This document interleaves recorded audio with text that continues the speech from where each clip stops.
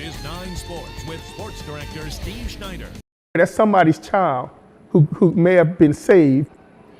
I'm sorry, it means a lot. It means a lot to me, that our kids are dying and don't have to. All right, more with the father of Tiger safety Eric Reed. But first, the Southern Jaguars playing another classic this weekend, hoping to bounce back from last Saturday's rout at the hands of Arkansas Pine Bluff. Southern taking off for Shreveport. Lineman Chris Brown, juice for the big game. For more on the Jags, we're getting back safety Levi Jackson, WAFB Sharif Ishak. Those guys don't like losing, especially the way we did, so we coming out trying to redeem ourselves this week. I know in the games you guys lost, it's been slow starts. How do you avoid the slow start this weekend? Just coming out being focused, but at the same time having fun. I think guys be too uptight, starting with me. First couple of plays, you really don't know what to expect until you get a feel of the game. Prairie View has been a thorn in you guys' side. You haven't beat them since 2007. How big would this win be, especially going against Heisman Northern, who played here? It'll be a great win for us. Like I said, it'll put us back at 500. It's the next game, so it's the biggest game for us, and that's how I take it. Southern kicks off 4 o'clock. Tulane plays UAB 2:30. Everything else in the state in the evening tomorrow. With LSU having off this week, the father of the Tiger safety Eric Reed has time for his other passion, a mission identifying athletes that don't have the heart for sports. Just weeks after his son made this game-saving interception against Alabama, his focus went from game-saving to life-saving. Arkansas tight end Grant Ekman died suddenly from heart failure, making Reed imagine losing a child with no warning. They had a moment of silence for him, and that's when it really hit me.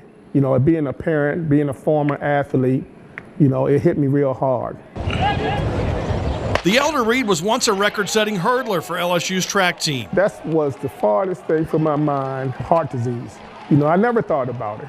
And I think that a lot of these athletes out here today still don't think about it. They go out and spend a whole lot of time out there preparing, working hard, and you do work your heart. You work it real hard. And, we have to make sure we do everything that we can to make sure they stay heart healthy. In Louisiana, we're not up to par. Another advocate who went to high school on the Catholic Bears campus wants the 11 guys on each side of the ball to learn these 11 not-so-simple syllables.